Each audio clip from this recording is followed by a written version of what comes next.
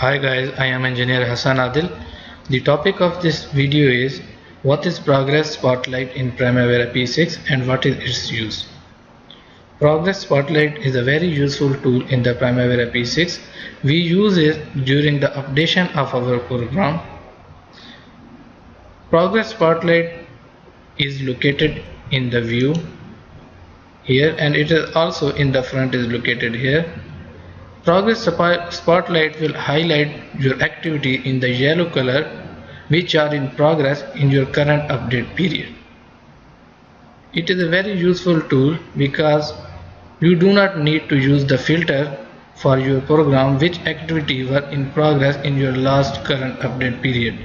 For example, I will select the Progress Spotlight from here. It is giving me the yellow highlight area. These activities were in progress in my last current update period. Now it is easy for me to update my program in that period. Now it will highlight your activity according to your last current update period. You want to check what was your last current update period or what was your data date, go to the schedule. The last data date was 31st March 2014. Here it is showing you that the 31st of the March. Now it is for the next month showing you the activities which you will have to update.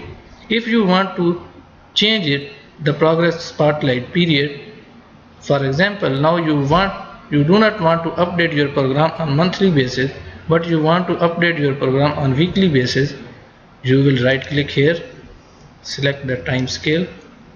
You can change from here the time scale to the month weeks and apply it, and now again select the Progress Spotlight and you will see now it is showing you the only 1 week activity. The last update data date was 31st March and it is showing you the activities which are in progress for the 1 week. Now in this week you will update your program.